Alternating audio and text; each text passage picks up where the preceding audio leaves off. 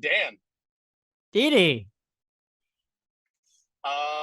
It is just us two. I am in the car. You are the only person in the podcast studio, and Chris is dealing with sick children.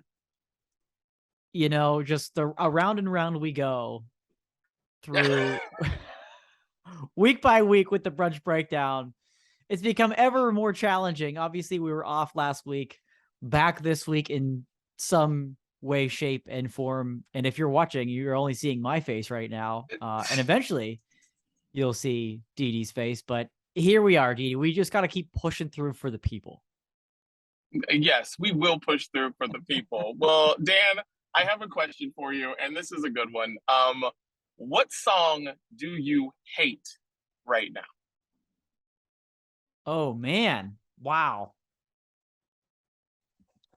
What song do I hate right now? Oh, yeah.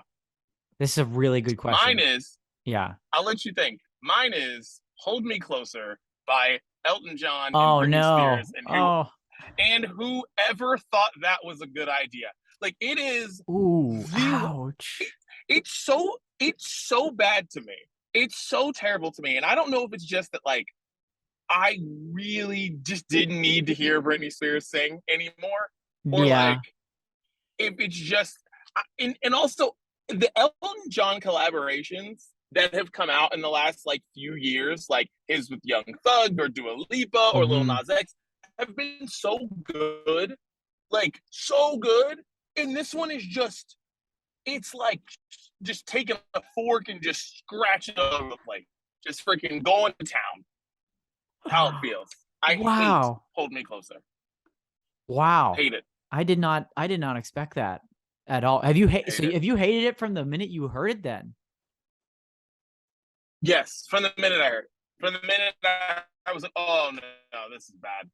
And now it's like, and I thought the rest of the world would think the same way as me, but that was dumb because they still play it all the time. Yeah. It's on all the time.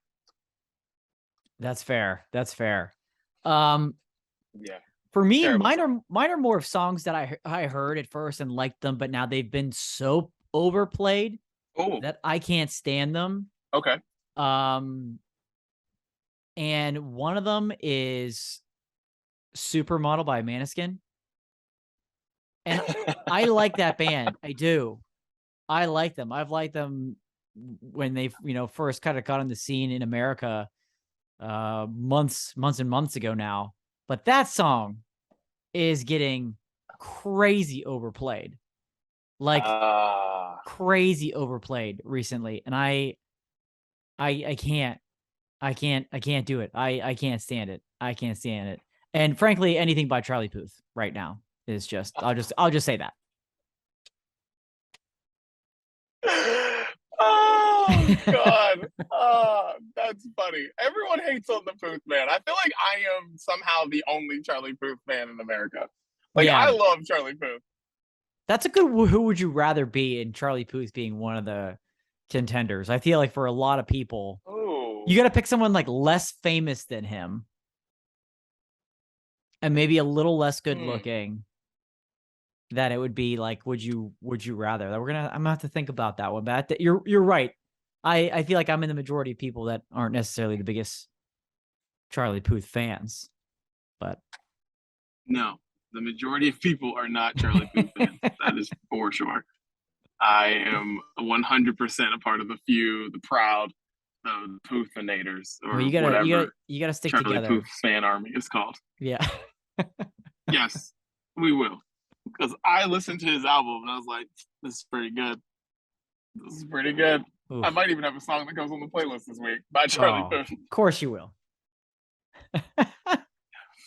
So get ready. Truth or die. What's up? It's Dee Dee out here in Los Angeles.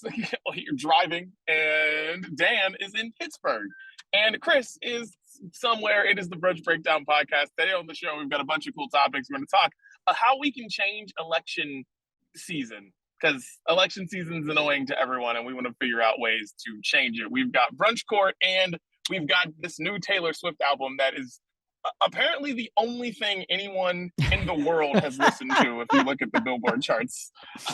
Like Yep. literally every song is in the top 10. It's the most incredible thing I've ever seen. So we're going to talk about this Taylor Swift album and talk if it's actually worth the hype and all that good stuff. Plus we got Bruise Day, we got a lot of stuff, we got what we're listening to.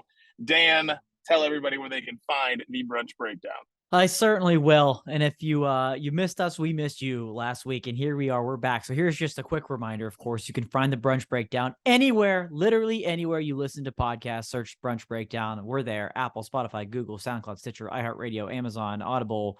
Ask Alexa to play the Brunch Breakdown podcast. She will obey and play that for you. New episodes live every Wednesday. Make sure you're following or subscribing so those episodes can come to you as soon as you're ready, first thing in the morning. Take them with you later in the day, whatever. Download them. They're on the go. Follow, subscribe every Wednesday. Full video episodes.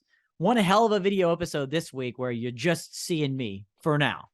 But I promise you there will be plenty of reasons later you're going to want to tune into the video. So those are premiere on our YouTube page and our Facebook page at noon Eastern, 9 a.m. Pacific on Wednesdays. Again, the audio podcast comes out first thing in the morning. It's ready for you. However, the videos, we do premiere at a certain time, noon Eastern, 9 a.m. Pacific every Wednesday. And of course, they're available on demand anytime you want to watch after that. Why aren't you following us on social media? Ask yourself that question right now and give us a reason why you're not. And there isn't a good reason. So go to Facebook, go to Twitter, Instagram, Triller, TikTok, at Brunch Breakdown. Follow us. We follow you back. Let's just be friends, people. Come on. Share the love, spread the wealth, whatever.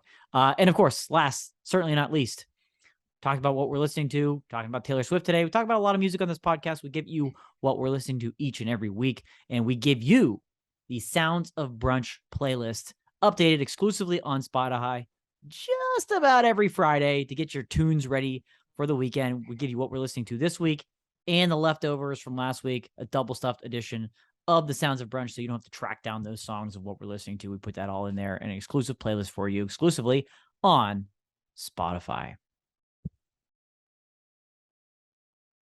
Nice. Dan, you killed it this week. I'm proud. It felt good. Yeah, thank you. Knocking off a little bit of rust. It feels good. That was good.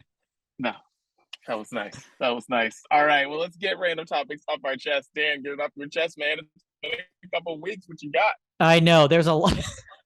I have notes for weeks of getting off my chest segments. So I'm just going to start with one here since we've had a couple of weeks to kind of gather these thoughts. Now, again, if you haven't had a chance to check out the video episodes, this is your chance. No, we don't often use a visual support with a get it off your chest segment. However, I am going to do that today, ladies and gentlemen. And if you're not familiar with what I'm talking about, I encourage you to just check it out. Skip ahead to this part. Check out the visual. I've done a significant amount of traveling over the month of October. Now that the month of October has concluded, I was on 12 flights between October 1st and October 27th. 12 flights in that period of time. And I'm traveling again next week, probably. It's wild. It's insane. Anyways, I want to talk to you about Southwest Airlines. Okay. Just to give you a quick overview for people either love or hate the way how you board a plane on Southwest Airlines, right? Because they do something different. For those of you not familiar, quick rundown. You check in online 24 hours before your flight. And the quicker or earlier you do that to that 24-hour time period, the better your boarding position. Okay. Positions are done by groups A, B, and C. And then they assign a number to everybody, 1 through 60. So it's A, 1 through 60, B, 1 through 60, C, 1, and so on and so on. Okay. Now, let me pull up how they board people. Again, I'm going to share my screen here. And Didi, I know you're very familiar with this.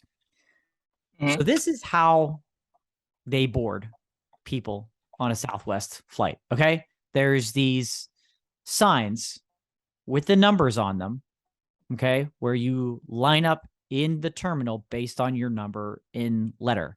Literally any child can figure out how the system works. Okay. It's sectioned off in groups of 5, right? It says like 11 to 15 this way, 6 to 10 this way, and it's got it on both ends, so you have an idea which way the arrow is pointing, where you are supposed to go. It blows my mind, ladies and gentlemen, the amount of people who completely disregard this very simple system in signage. Okay? And I'm not talking about like down to the individual number. If you're off a number 2 or 3, not a huge deal, right? You're in groups of 5. It's pretty simple to figure out.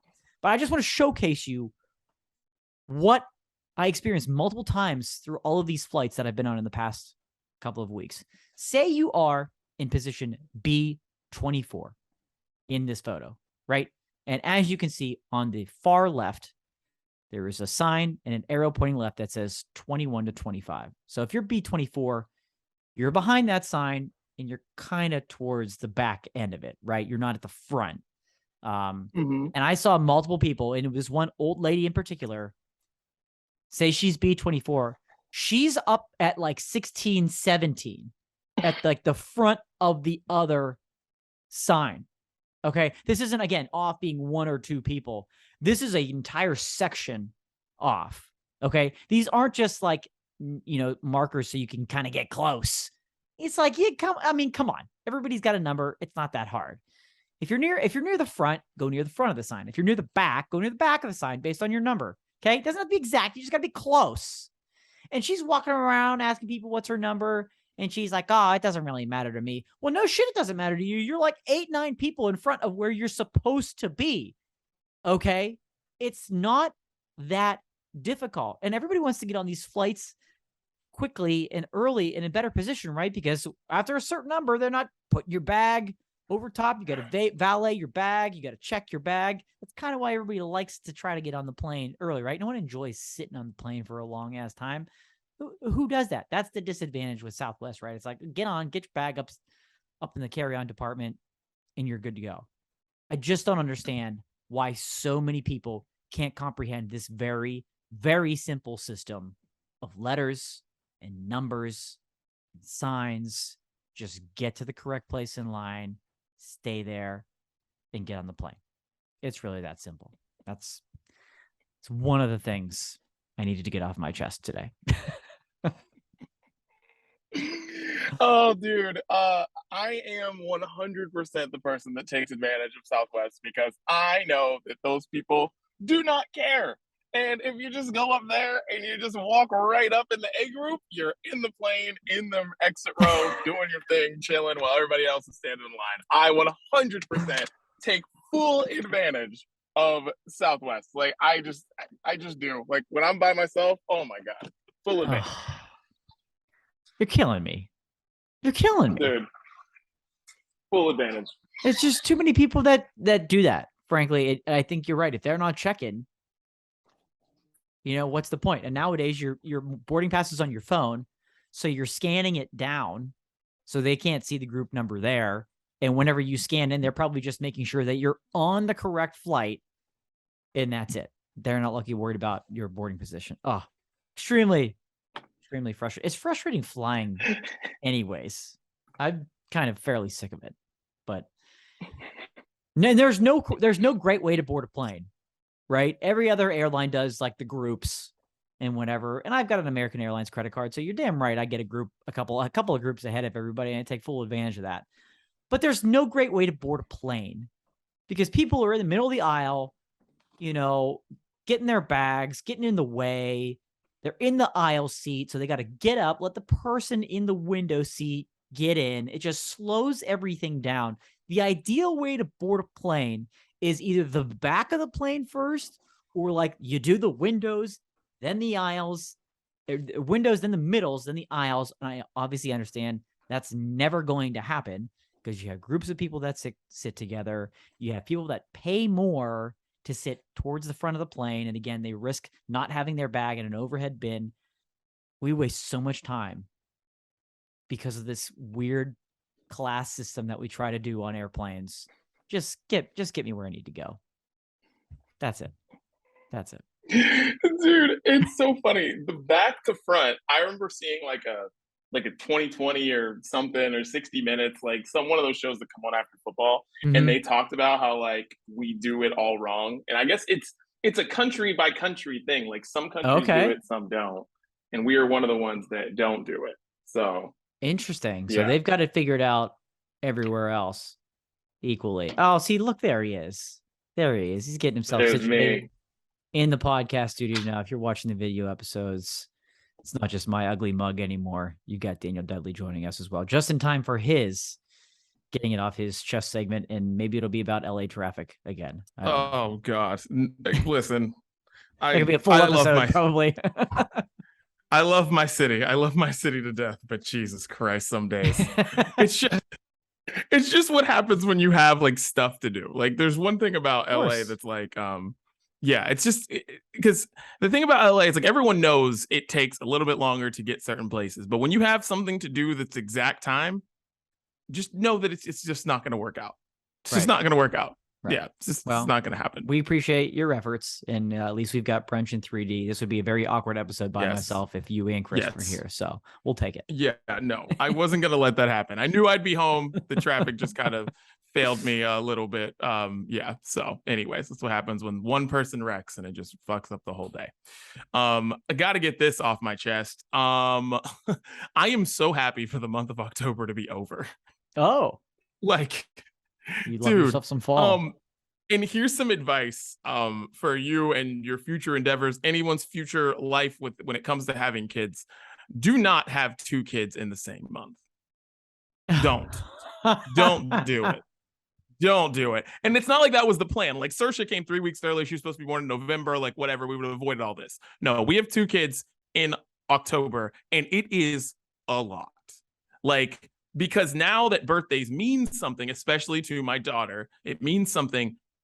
She has homies, she has friends now. So we were going to their birthday parties. We're going to their things. And then on top of that, in the month of October, there's Halloween. There's pumpkin patches. There's all these trick or treat, trunk or treat, all these things. And of course, we got to go to all of them. And that's on top of all the regular stuff that they have to do, like which we already are in dance, we're already in gymnastics, all that stuff. So on top of all this stuff, we've got all these birthday things going on. And like, October was just a lot. And it made me long for it made me just think about a time, like, I don't know, however many years from now when my kids are teenagers and they don't want us around. And I'm like, I can't wait for that. Be able to enjoy October.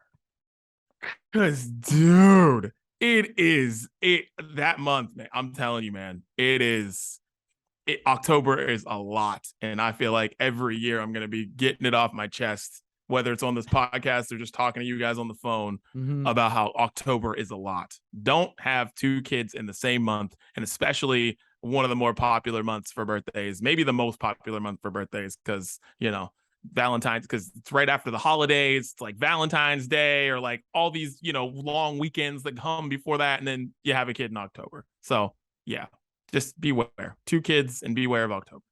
Yeah, that's a good point. I think September and October have like the most birthdays of any other months. And I feel, and I know I don't need to tell this to you, but I feel like it's only going to get worse in the few years ahead until they are teenagers and they don't want you around. But I feel like you've got some difficult Octobers coming up in the years to come as they get older and more friends and more stuff that they want to do.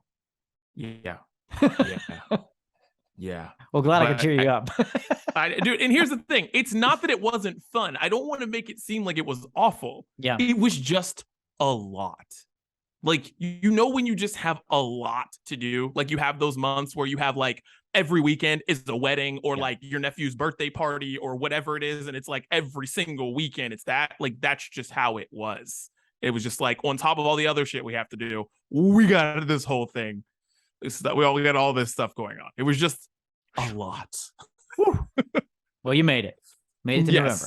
I absolutely made it to November. So now we made it to Brews Day. Dan, what are you sipping on, sir? Oh boy, I've got a special one. You mentioned Halloween, pumpkin patches, and I've got all of that right here in a beer, right? I haven't had a ton of pumpkin beers, but I've got a very special one for everybody today. From the very, very good people at Dissolver Brewing in Asheville, North Carolina. This is the Wicked Engine pumpkin spice cheesecake sour. Let me run that Hold by on. you. Please. Run that one more time, Yeah. please. Thank you. Just in case you thought you misheard something, the Wicked Engine is a pumpkin spice cheesecake sour, and it is quite literally one of the best beers I have ever had. Brewed with pumpkin, vanilla beans, cheesecake, cinnamon, nutmeg, allspice, and of course, lactose in there as well. It's an easy 5%er, and it works, people. It works. I know a lot of those things, it sounds like it could be more like a stout. It's not overly sour. It's the perfect amount of pumpkin, the perfect amount of that lactose and vanilla and kind of cheesecake flavor with those right amount of spices. And I mentioned it's more like a Halloween type of thing, just to give you an idea of the can. The Wicked Engine, still pumpkin season for a long time to go. We haven't even hit our prime yet. And I bring to you the pumpkin spice cheesecake sour, the Wicked Engine, Dissolver, one of the best breweries in the country, specialized in sours. And this is special. That is a lot. Yeah. I want that. I want that right now. Had to go big today. Dude, that sounds amazing. Beer that I have a fun story that you will hopefully enjoy. Okay. Because of this. It's a really quick one. Crown and Hops, again, I love Crown and Hops so much. They have the Inglewood Juice IPA. And this beer is super good. I went and ran and got it because the thing is, it's not a huge brewery. So like they have their place they distribute to, and you hope that it's like, you know, there's always one near me. And so I hurried up, went down, got it. And this thing is so good. 7% ABV. You just feel like it's very juicy, and not in like the pineapple-y way, like normal. It's just really juicy and just tastes, it's got a lot of different flavors in it, and it just tastes really, really good. And I'm a huge fan of this thing. And I want to say this to you because as you, somebody who navigated the forum all by yourself, my little Dan grew up, navigated the forum all by himself in Inglewood. Right. And I told Dan and Shannon a million times, I was like, guys, listen, Inglewood in 2 years is going to be amazing.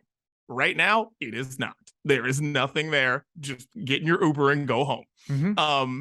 Well, they are one of the reasons why Inglewood's going to be awesome, because they just announced they're opening their brewery in Inglewood, which I am so excited about. Nice. In a couple years. And so, yeah, Crown and Hops, if you're in LA, check them out. They've got a bunch of different cool stuff, and I just love everything that they do. So shouts to Crown and Hops. And also a place just like this huge, like 3-story bar thing just opened like right next to SoFi Stadium, like literally like a week ago. So you missed that too. But next time, Dan, next time, Inglewood will be sort of all good. And there will always be a next time trips to LA for us. So that's exciting. Yeah, that's exciting though. Like, yeah, like you said, you exactly said that. It's still a ways away from being there, but it will be there, and it will be amazing. Oh, yeah. So yeah. Excellent. Oh, yeah. I like that. Yes. I like that. Great news. All right. Well, yes, dude. Well, cheers. I don't have my brew with me, but cheers. I'll drink on behalf of all three of us today. Dude, please do. Please do. Oh, because I need it, sir. All right. There's nothing like, you just want to crush. I literally just want to like do a shot after sitting in traffic for that long sometimes. Yeah, I can imagine. Boom. Yeah, it's it's one thing for something taking long, but then when you're like, wait, this is taking longer, that's when you're like, all right. Yeah. Let's do some shots. Yeah. Yeah. This is my limit. It's ridiculous. All right. Well, let's get into the main menu, Dan. Election season is underway, and you, my friend, are in a battleground state. You are in Pennsylvania. So every time I turn on the TV, they're talking about you guys. Like, they're not talking about what happens here in California. Pretty much there's no surprises here.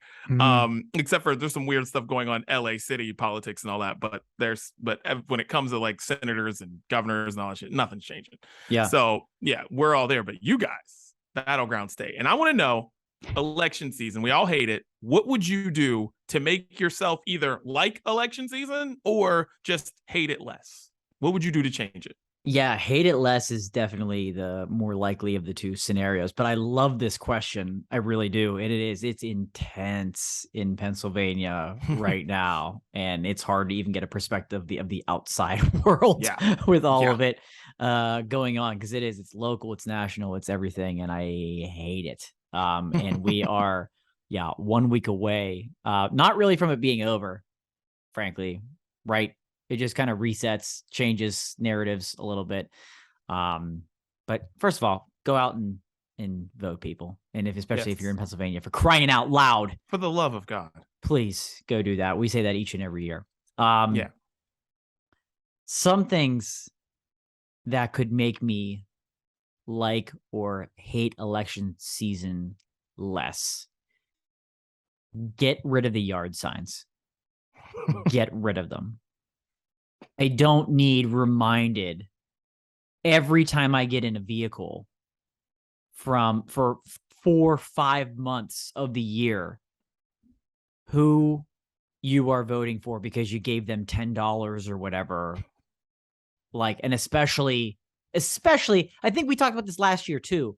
Like in Pennsylvania, it's the governor and the other senator. Like, no one's learning anything when they're driving down the road. For local politicians, I can get that. I can have a better understanding. And frankly, they're the ones that need the money. But holy cow, people with do you see the people with like the huge signs too? Like billboards in their yards? Like, it makes me realize how big of an idiot that you are. Like, you donated that amount of money purposely to do that. It's not like, oh, here's something that we'll do for you because you wanted that. You want to look like an idiot.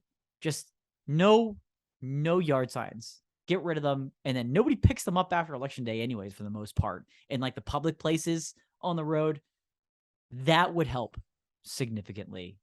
No yard signs. Dude, I don't think I think if they stopped running campaign ads until 2 weeks before the election, I would be happy with that too.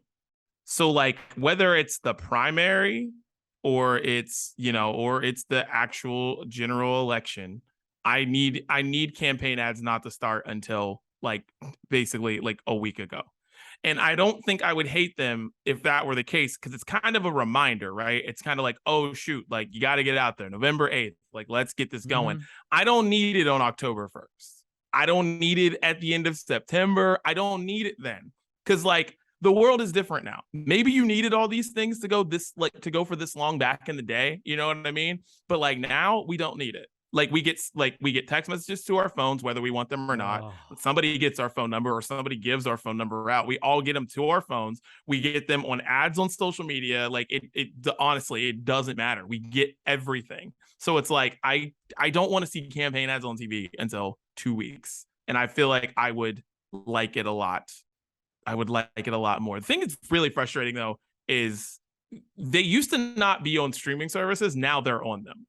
Right. And that annoys me a lot. Like it used to be like you wouldn't see them on Hulu or Peacock or whatever. Like now, oh, they're there. Oh, they're all over it. So whatever changed there, I don't know. But like, yeah, we get them everywhere now.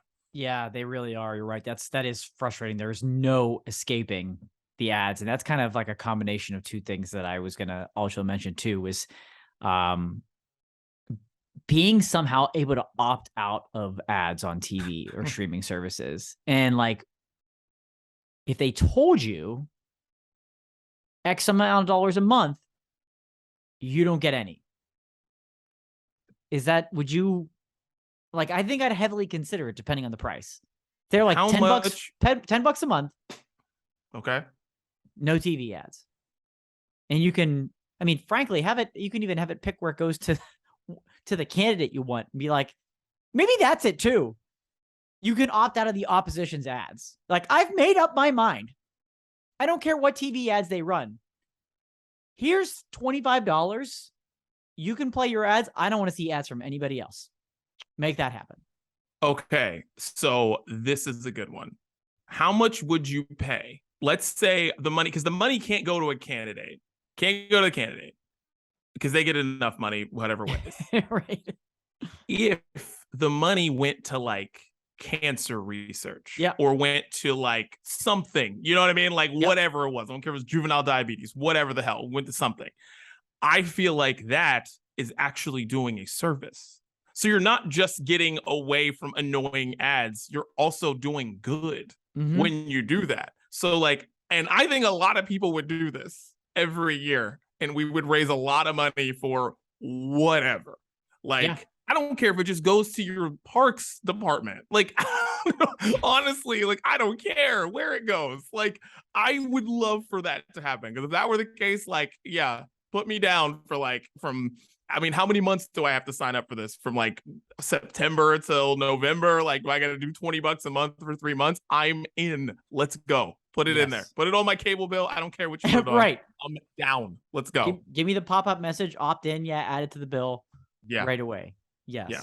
Absolutely. Absolutely. But I also agree with what you were saying there about when they can start. It's gotten so bad that we're getting ads for primary season in, May, and then it just doesn't stop. It just plows right through. And you mentioned Pennsylvania. It's been really bad. They have started way before that. It's been nonstop. You should not be allowed to have political ads out many, many months before the actual election.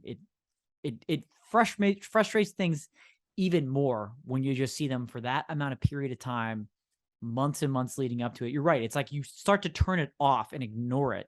You get angry at it. You don't pay more attention to it as you get closer to election day. It should be, oh yes, election day is coming up. These are the things. No, it's like, I don't want to hear anything anymore from anybody, and I'm going to forget to vote because I'm so frustrated by it. Another thing I want to change: debates. Yes. I want debates to be more entertaining, and I want them to have a time limit on them. I need them to be 30 minutes. 30 minutes and we're out. Like, literally 30 minutes and we are gone, because there is nothing that I need to know in 2 hours. And that doesn't matter if it's a presidential election. I don't care if it's governors, whatever the race, it does not matter. I promise you. Like, I tried to watch some of the mayor of Los Angeles debate. No, I'm good. I don't need it. There's nothing that you can't cover in 30 minutes, because let's be honest, guys, we don't care about every issue. We don't know about every issue. We only care about some of the things. All right, get to those and get out. And then maybe ask a question that makes the person, see if the person's a robot or not. Because I'm cool with that too. Throw out there like, hey, what song do you hate on the radio right now? Like, throw that out there. You know what I mean? Like, so I want you to throw that out there to somebody, you know what I mean? And then see if they're like, system malfunctioning. I don't know what to do. It's not a political answer. Like, that's what I want to see. Like, I need debates to change big time. And I would enjoy this more. Dude, I'm 100% on board with that. I'd even subscribe to pay-per-view debates where like anything goes, right? Any language goes. They don't know the topics in advance. You have like this roulette wheel that you just spin around, and you throw on topics like they're like, what's your worst favorite, the song you hate on the radio right now, just like you mentioned there. And you just keep it lively, you keep it fresh, you keep it short. Whenever someone's time is up, you don't have someone trying to stop them from speaking. Their microphone turns off. Your time is up. Put the dome of silence over them, whatever it is, lights off. Like, let's get interactive with this thing and really spice these things up. Again, money towards charity, no holds barred, foul language, whatever you want to include. Yeah. Turn it into a WWE event. Okay. That's why it's entertainment, and you'd be willing to pay for it. Love it. I love that. Do you have any more? No, those would be significant changes for me. Give me one of them. Give me two of them. And I hate it way less.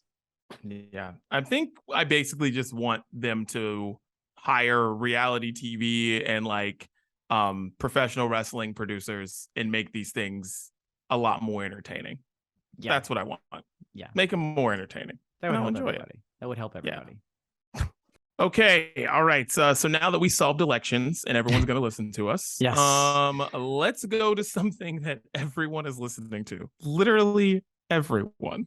Taylor Swift put out her album Midnights, and it has all 10 spots in the top 10 of the Billboard Hot 100.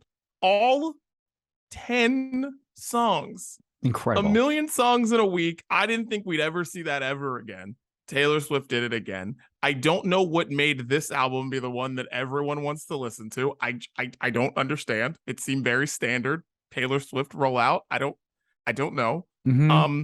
Dan, you are the Swiftie of this podcast. True. How do you feel about Midnights? I am a bit surprised about how well it's being received and like completely blowing up. It is a bit surprising to me. Long anticipated, because we haven't had any sort of semblance of pop Taylor Swift in quite some time. We had the folklore era and everything like that. And frankly, for me, that was just a little too sleepy. I understand why she did it. I can appreciate and respect the music, but it's not what I pay to see. And so I was and here's another thing that I very much appreciate about what she did. She didn't release a damn thing before the album came out. No single, not half the album, right? So that I can appreciate, that she just, nothing leading up to it, album release date, here's everything. Which is why you could have 10 songs take over the Billboard Top 100, because they all came out at the same time. Yeah. Okay. But wow, it's still very surprising to me that it is being just blown up everywhere. It's a very good album. It is not her best album. It is not her second best album. It just isn't. Okay. There's not I need a banger. I need it. I get it. It's kind of a blend of styles for her, right? There's this kind of dreamy aspect to it. Almost, I don't want to call it dream pop, because that's kind of a little bit different, but it's still, you can hear elements of like what she did with folklore, and there's some alternative indie vibes to it. I mean, very Lana Del Rey. She's featured on a song, kind of get those vibes. There's some others that a little bit more upbeat and moving, different. She's throwing around some swear words. Always a fan of that. But there's no banger, and I need me a banger. I know the people don't always need the lollipop sugary give me one. Give me one that I can blast. Okay. And it doesn't live on this album, but I'm not mad at it. I'm glad that it's something a little bit different, but I am a little bit surprised that it's just kind of taken over the entire globe.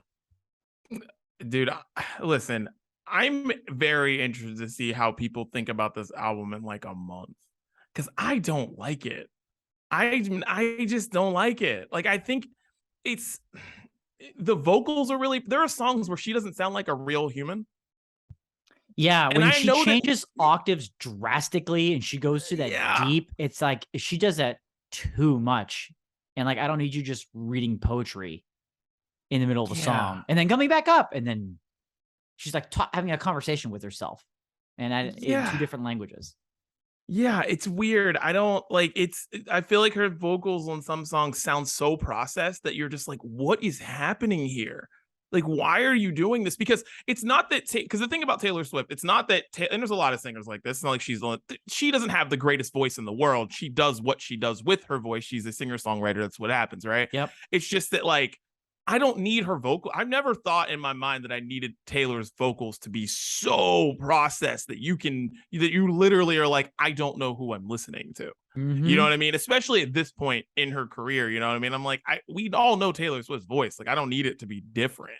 You know what I mean? It's just like, it's almost like it points in this album, they're like, all right, we're not going to use auto-tune like T-Pain, but we're going to come really close. Right. But I mean, it's not without good songs. I think Anti-Hero is like one of her best songs maybe ever. Like, I like that song a lot. But yeah, Missing the Banger. I think Sweet Nothings is, or Sweet Nothing is amazing. I think that's my favorite song on the album. But yeah, it's just a weird one for me. It doesn't really go anywhere. I think it's time to just, dump Jack Antonoff. I think I'm done with this whole thing. I think we're done. I think I'm done. Because right. I'm done. Yeah. I think this just went on a little bit too long. Mm-hmm. Maybe we have the pandemic to blame for that or something like that. But it just went on a little too long. I don't need any more Jack Antonoff in my Taylor Swift life. We had enough. I'm good. That's exactly the point I was about to make too, is that his influence is, I think, just a little bit too strong in this, and it's gone on. We've reached the end of the course with Jack Antonoff and Taylor Swift. It's time to move in another direction. Get back to writing songs with Ed Sheeran. I mean, you don't have to write him, he doesn't have to put vocals on him, but write some songs with him again. There is apparently a video. I haven't seen it for myself, but I've been told that there's a video going around the internet of somebody hearing the album for the first time and being able to identify which songs are produced by Jack Antonoff within moments of the song. And the reason I haven't watched it is because I know I'll never be able to unhear that myself. And I just don't want to ruin any future music and current music of that for myself. I can't do that. And he takes, weird chances in his own music for what he did with Bleachers. He's turning them into Bruce Springsteen. And it's just okay. So I think that was a little too heavily influenced for my liking. And I get, she's writing these songs, the theme is, stuff that keeps you up at midnight. And so she's not being I stay out too late. We're not going to get, a banger like that. We're not going to get Shake It Off. That's not what's keeping you up at night. And I do like a lot of the lyrics. I like how she kind of calls herself out on a lot of different things. So that I like, but yeah, I'm not super gung-ho on the album. It's not something I can't stop listening to. I do like it. My favorite songs, Antihero is great. I like Karma a lot. I like Vigilante Shit. And so there's some others on there as well. And naturally those will get thrown on the playlist. But yeah, really interesting take on this album, because Swifties just jumped right on board. Dude. And it's just kind of a mix of sound. It's a mix of sound. It's different. I feel like you have to be a Taylor Swift fan or the Swiftie to like Vigilante Shit, Dan. I was like, wow. This is like, I feel like Taylor Swift walked in the studio one morning and was like, you know what? Been listening to Billie Eilish. I want to make a Billie Eilish song. And this is what they came out with. And I'm just not a fan of Vigilante Shit, but I know people like it is what it is. I am just not. It's not there for me. I don't get it. I like what's the first song? The first song on the album, Lavender. Is that Lavender? It? Lavender? Yeah. That song, I like that song a lot, because that song was on the first listen, I was like, what the hell is going on here? Second listen, right. I'm like, okay. I like this song a lot. And I like that, as in her doing different stuff on this album. That makes me, I like that a lot. But one thing with Taylor, and my last thing I want to say about this album is I need her to do the same thing I need Drake to do. I need them to get married or something, because I need them to grow up. I need them to do something different in their music, because it feels like Taylor is just reaching for something to talk about, and there's not enough happening in her life or something. And not enough heartbreak now. She's in a healthy relationship, and nobody wants that. Yeah, because it's everybody wants that for her, but not for the music. Yeah, it's because I need, you know what I mean? Because with Drake, I thought when he had a kid, his music was going to change. It didn't at all. Hey, listen, still produces bangers. I still like Drake. I have no beef. But the thing is, when I'm listening to the Drake project, I'm like, so you're still in Ibiza clubbing with people? Yeah. All right. Right. That's cool. But dude, I need you to do something else. And it's with Taylor, it's fam, I need you to, I need something. I need you to get married. I need you to have a kid. I need you to do something. I need, it's just what happens in pop music. It's they start talking about other things. Ed Sheeran did it in this last album. He had a kid, he got married. Beyonce's whole career changed once she had a kid. It's everything changed. It's like, I just need, and on a different level, Kanye also, but like, I need everything. I need it to change. Like, I just need a change I needed her to do something. Go get married. Like, give us the honeymoon album, then give us the divorce album that we all are weirdly craving. We all are craving a divorce Taylor Swift album. Like, come on. You are. Yeah. You are. Yeah. A 40-year-old divorced Taylor Swift album. Come on. Yeah. What? You're going to get that, Katy Perry type Venom come back out, and it's going to be banger, banger, banger, banger. And it's just, I don't want to say inevitable, but, celebrity, the odds are not in your favor. So, yeah, but I'm with you. Do some different things in your life. Yeah. Give us a different perspective. And I don't mean like, teardrops on my guitar to vigilante shit. That's not what I mean. That's not what I mean. And I don't think that's what you mean either, No. God. Oh yeah, she announced the tour. The Eras tour is what she's calling it. Yep. Yes, she did. And the openers are stacked. Dude, okay. Oh man. Oh, okay. Did you think for at least 2 seconds today that you wanted to go to Glendale, Arizona to see Paramore open up for Taylor Swift? Because I know I thought about it this morning. Absolutely. When I saw those icons on the tour sheet, I went, where are they? Because come on. I was like, that sounds like fun. I was like, yeah. But yeah, I mean, the tour is gonna be great. I think the calling it the Eras tour lets me know that there will be a solid section to go to the bathroom and get a beer when she does anything from Folklore and her I Don't Take Showers era is what I call those two albums. It's called the I Was in the Woods Not Taking Showers making music. That's what I some heavy acoustic good bathroom sections. Yeah, time to go get a beer. Yep. Mm-hmm. Yeah.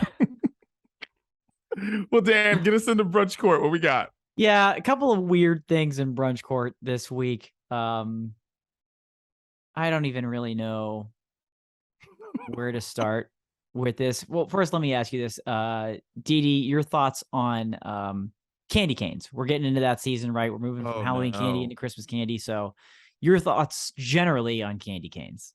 I don't like regular candy canes, but I do like cherry candy canes. And I like I like Sour Patch Kid candy canes. Any flavored candy canes, I'm in, but I don't like traditional candy canes, peppermint candy canes. Perfect. I couldn't have wrote that better myself as an answer for you. Let's a company go. called Archie McPhee out of Seattle. I guess, I don't know where they distribute. Seems to be on the West Coast. They're known for kind of making weird stuff a little bit off the wall. And if you like flavored candy canes, then my friend, maybe this is for you. Oh my God. They have made... And again, get to a screen. You have to see the visual. This is the most incredible thing I've ever seen.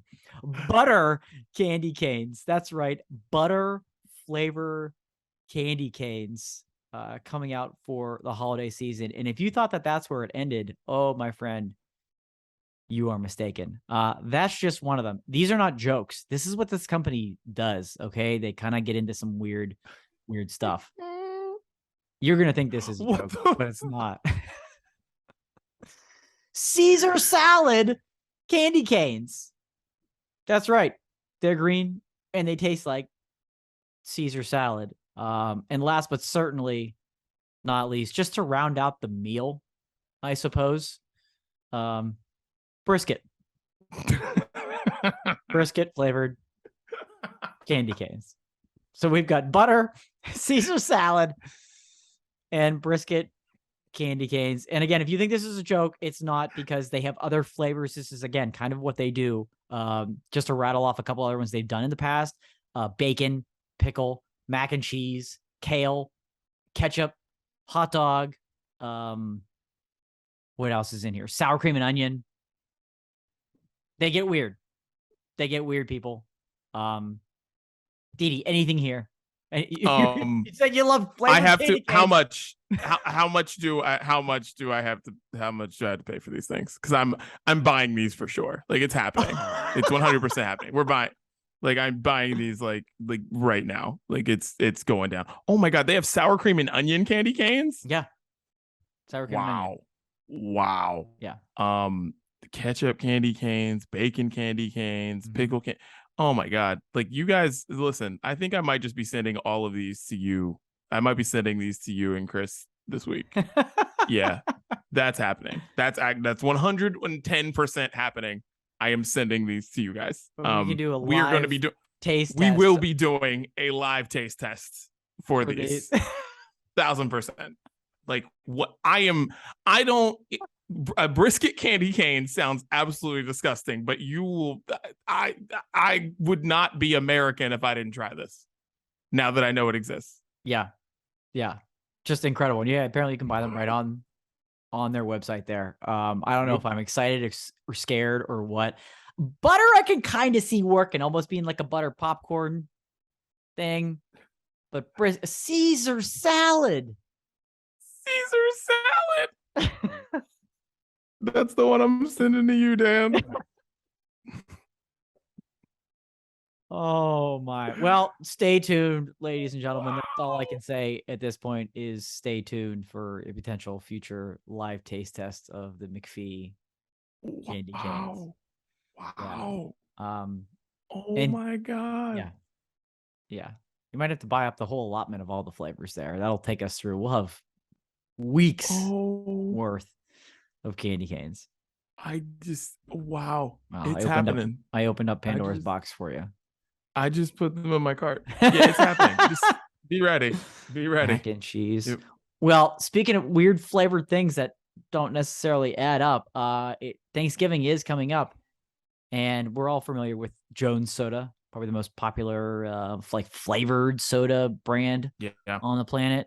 Well, they want you to have Thanksgiving in a bottle. The Jones special release, turkey and gravy soda. Oh my god. This is real. And from somebody that's had it, they said it's actually not that bad. That's not from me. That's from reading somebody that's actually had it. And they said it's actually not that bad. Do you believe that at all? Or does this just taste like turkey brine, like after it's come out of the oven and you just get like the scoop of the liquid that was on the bottom of the pan of the turkey roasting pan, and it just tastes like that? Any chance at all this can be decent? Okay, I didn't even think about what you just said. I just thought, because now that right there, now the beer looks like you. I mean, now the soda looks like what you just said. Yeah, which is very unfortunate. Because all I could taste was gravy as I was looking at this. I'm like, I just taste gravy. Yeah. I don't want to drink bubbly gravy. Carbonated gravy. Yeah. Like carbonated gravy is something I do not want at all. Yeah. Yeah, this is gonna be a no for me. I don't even, because I feel like probably 75% of the things in Brunch Court, like if someone handed it to me, I would try it. Sure. This is one of those I wouldn't. I'm not trying this, dude. No. If someone hands this to me, I'm like, nah, I'm gonna let you try it. Go for it. I'm not, no. I just don't want this taste. This just screams like you take a drink and that taste is in your mouth all until summer. Right. Like, right. And it takes a lot of work to get something that tastes so good like turkey and gravy and make it like you don't want to have it at all. And I think making it into a soda is exactly what they've done here. I'm with you. I don't want to sip. I don't want to try. I don't want to smell it. One of those things. No. And I'm sure there's plenty of weirdos out there that are listening that will be like, oh, give it a try. It'd be good. And you weirdos can reach out to us at Brunch Breakdown and let us know if you find this and try it, what you actually think of it. But it is out now. Various stores around the country, not necessarily a nationwide, but if you find Jones Soda, turkey and gravy special edition. No way. No, sir. And it might be because I trust Jones. Like Jones has good soda. I don't drink all the soda in the world, but Jones is good soda. Right. I feel That's like a they wouldn't put out confident a brand. lackluster effort. That's true. That's true. Well, that was Brunch Court, DD. I just had to Wow. get, which is wild. Wow. Just a quick couple ones in there, but 'tis the season. We're getting the weird stuff out now. The holidays right around the corner, so we'll have more in many weeks to come. Oh, wow. That is wow. Yeah. Man, Can't wait oh to have man. those candy cans. Oh, get ready. Get your popcorn ready, ladies and gentlemen. Shit, it's going to be fire. Here's just a quick aside that I thought Okay. for the brunch breakdown here. Christmas shopping. When do you start? I tell myself literally every year that I'm going to start earlier than I did the previous year, but inevitably the calendar hits December and we're a couple days into December, first weekend of December. It's like, okay, time to get your shit in gear and get some stuff together. I'm going to do that again this year. I'm going to tell myself, and it's probably not going to happen again. So it's not till December, but I hate it. I hate that I'm like that. Yeah, I am definitely like, it's December 10th. Yeah. And then I'm like Amazon priming to death, being like, what do you mean it's delayed? Yeah. I'm losing my mind. So I'm trying to avoid that this year. But yeah, I was thinking about that because talking to a couple people was just like, yeah, like, oh, got my Christmas shopping done already, or I'm getting my Christmas shopping done next weekend, or like whatever, I'm getting it done. I like to get it done early, whatever. And I'm like, whew, that's a lot. So I wondered if I was like, alone in that, but I guess I am not. No, So I'm with you. It makes me happy. I'm with you. And it's not even like I'm like, oh, I want to wait till the sales come out. It's like, no, I just don't do it till then. I just procrastinate and then I regret it every year. Yeah, I wait so long. The good sales are already gone. Right. Like, I'm like, damn it, if I would have bought this a month ago, this would have been so much cheaper.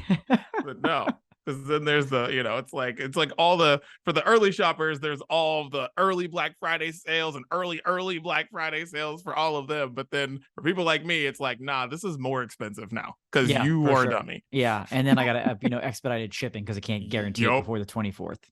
All the shipping, all the shipping. All the shipping, dude. I feel like that shipping date on different stores like goes up every year. It's like, I know. Every year it's like, oh, it was like December 20th, get them in. Now it's like just creeping up. It's like, oh, December 10th, guys, get your free shipping. Like, what? After December 10th. You're like, wait, excuse me? God. Yeah. Well, anyways, let's get into what we're listening to, Dan. I will get it started because this song I absolutely love. Division, the R&B group Division, they put out a song called Take It Slow. It samples John Legend's Ordinary People, but this is not Ordinary People. This is a let's have some sex song right here. And it's so cool how they flip the sample of that song and make this a absolute bedroom jam. Throw this on when you're ready to throw your girl on the bed. I'm telling you, this is it. Take It Slow, Division. This is one of my favorite songs of the year. Brunchy's coming up soon. Wow. Yes. It's one of my favorite songs of the year. I love this song. Yes, they are. Brunchy's coming up in just a matter of a couple of weeks. It's hard to believe we're already there. Last call for album of the year. Last call. Like, come on. We had a strong favorite back in January, and I don't know if anybody's been able to take him down. So, last call. Last call. Last call. Someone who won't win that album, unfortunately, Taylor Swift. We talked about it already. I'm gonna put some songs on the playlist. Karma. I'm not gonna put Anti-Hero on it because everybody's heard that song 1,000 times. Maybe some other stuff. So, but definitely Karma from Taylor Swift, Midnight's album. Ice Spice, who had the song that I absolutely love, Munch. She now has another song out called Bikini Bottom, and it is just as great. And side note, Lil Nas X dressed up as Ice Spice for Halloween. So go to his Instagram and enjoy that and all the videos and pictures he posted as Ice Spice for Halloween. So that was pretty great. But yeah, Ice Spice, Bikini Bottom, jam. Man, Strong from you this week. Strong. Oh yeah, I'm coming in hot, man. I've been holding back 2 weeks of music. It's like, heavy. whoa, what's going on? Right. Yeah. That's true. That's true. Speaking of that, Paris, they're back. Ooh, And I know it seems like okay. I just put them on the playlist, but I haven't. Okay. They've actually been gone for a little while, little conflict with the label and stuff like that going on. Haven't really been on the road. They just got back out, played When We Were Young festival. We didn't talk about that, by the way. Those poor bastards that had to go last Saturday. Ooh. Feel bad for y'all. Feel bad for y'all. But everybody else seemed to have a good time. Yeah. Anyways, Paris is back. Super excited. They released 2 singles last week. One's called Animal and the other one's called Anywhere But Here. Probably put Animal on the playlist. It's my favorite of the 2. And they're kind of just picking up where they left off, embracing this kind of alternative rock electro sound. And it's the future of Paris. And we've got an album on the way and a tour on the way, probably in the early portions of 2023. So of course, I'm always excited for that. So new Paris for you. Dude, nice. And let that be what happened in Vegas. A bummer for the people who missed the show on Saturday. Everybody else Sunday, next Saturday, Sunday, everybody got to see it. So that just is like a big kick of the dick. Yeah. But let this be a note to some people who may or may not be listening to the Brunch Breakdown. Coachella is the only festival that is like safe to go to. You can go to your other festivals, you can have your little fun, but I'm just letting you know, there's always a day. There's always a couple days, or there might just be a whole festival just gets flooded and it just doesn't happen. Yeah. Yep. It's true. Governor's Ball rains out at least a day every year. Yeah. And then the grounds are absolute mud. I've experienced it personally. Yeah. Just throwing it out there to anybody who may or may not. 119 degrees. So on concrete. Yeah. I'm just throwing it out there for anybody who Mm-hmm. may or may not be listening to the Brunch Breakdown right now, that it's just telling you every year. It just lets it be known. It's the only one that anyone should go to. Yeah. Anyhow. So anyhow. So Jake, dude who spells his name JVKE, annoying, but whatever. Do you. He has the song Golden Hour that, I mean, if you listen to Sirius Hits 1, if you listen to the radio, that song is on all the time. And if you don't know the song, once you hear it, I'll put it on the playlist just cuz. But anyways, I was like, there's stuff about this song that I like, but I don't really like the song a lot, right? But then I listened to his album that he put out, which is too long. There's no need. I could have been like 6 songs. Too long. Could have been 6, 7 songs. But the first, as I'm listening to it, I was like, oh my God, this is really good. Song called Moon and Back, which I absolutely love. And then just listen to the EP. You'll go through it and you'll be like, whoa, first song, second song. Whoa, we're 6 songs in. This shit's amazing. And then it kind of like dies out. But I'm telling you, this guy, he's got something. Not just his song that is on the radio a lot. Okay, couple things real quick right there. First of all, I'm actually stunned. I haven't heard the song, and the reason being, I've been without satellite radio for a month, and it's been brutal. I just got it back yesterday, and so I have a lot of music on that medium to catch up on. So that's interesting. Second thing I noted there about your boy here, he seems to have a thing, you kind of said, and the thing seems to be stealing titles of songs. Golden Hour, that's Casey Musgraves to me, and as not a country fan, that should really speak volumes to you. Moon and Back sounds like a Savage Garden smash hit to the moon and back is what I hear when I hear those things. So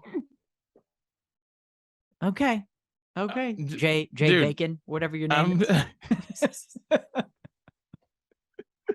Dude, I'm telling you. Jay Javiki. Javiki. That's what I'm gonna call him. Javiki. So I'll put Golden Hour on the playlist because I've been in the car a lot, and Hits 1 is something that I can play and not have to hear anyone complain about what's on my own playlist. So Hits 1 is on a lot. But Golden Hour is the song that's on a lot. But then Moon and Back I really like a lot. So check out my guy. I will. All right. Last one for me. Ellie Goulding is like, we celebrated when she came back a few weeks ago with new music, and now she's just busting out some hits, and it's just super exciting. Another new one out called Let It Die, and it has like a great bass kind of synthy beat to it that just gets you bobbing your head. And if you're at a club or something, you are dancing to this song. Fantastic song. New album coming out in February. Very excited for that too as well. So welcome back, Ellie Goulding. We're so happy to have you. Let It Die is the song. Check it out. Nice. I have a bonus one that I want to Okay. throw on here. Because it's been a couple weeks. I have a bonus one. Yeah. Robert Glasper put out an album called Black Radio 3 and put out the Supreme Edition, which has a song featuring Mac Miller. And it is great. Mm-hmm. And I mean, it's called Therapy Part 2, and it is just great. And I don't know, because I didn't really look up anything about like when this verse recorded, because some of the references in it let you know that like this was in the can somewhere. Like someone had this verse was like stashed away somewhere. You can tell by a couple of the references in the song. But my God, is this song great. And it just makes you miss Mac Miller, but God, in like the best way possible. This song is Therapy Part 2. It's so good. So good. Yeah. I'm glad you add that one there as well. That is great. That's great that we can continue to hear. There's a lot of that stuff that's still hidden somewhere. And so the fact that we can kind of get these releases like that's exciting. Yes. Oh my God. And I forgot, dude, RIP Takeoff. I thought you were going to go there. Jesus Christ. I know. Forgot. Dude, I think I tried to like black it out. This morning I woke up to that and I was like, this is awful. But I'll throw some Migos on the playlist at some point. But sure. Yeah, that is just a weird one. I was not like literally opened up Instagram and it was like Takeoff dead and like what? It's hard to comprehend it. It honestly is. It's really hard to comprehend it. It's just really wild. Really wild. Dude, 28 years old, dude. Yeah. 28 years old. Like I just that it just bugs me. And no one's going to no one's going to talk about this like when they talk about gun violence and everything else and when we always talk about gun legislation and whatever, but like 28, like I like what the fuck? Like, man. Yeah, it's just crazy. ridiculous. Yeah. Wild. Yeah. Plenty of that on the playlist too. Yeah, for sure. It's going to be a jam-packed playlist. Yeah. Because I got some Taylor songs to throw on there too. It's going to be wild. So Get ready, Dan. Yeah. I get a very long text message from me. Right. Yeah, it's going to be long. All right. Well, any final thoughts on the brunch breakdown today, Dan? Yeah, I got to realize that anytime I offer something in the brunch court, I don't tell you who makes it, where it's from, and where it's available, because apparently Caesar salad and brisket and butter candy canes are on our way. But at least I'm glad we can all hopefully try them live together, and it's not just me suffocating on dirt jelly beans. So excited for that. Dude, I love it. Don't listen to Kanye West or Kyrie Irving anymore. Brilliant advice. Brilliant advice. If you take anything from this podcast, take that. If you take anything from this podcast, honestly, just stop. Seriously. Yeah. And anyone who keeps giving them platforms to talk, please stop. Everyone stop. Also stop. Please. Please stop. That's all. And that's the brunch breakdown. We're out.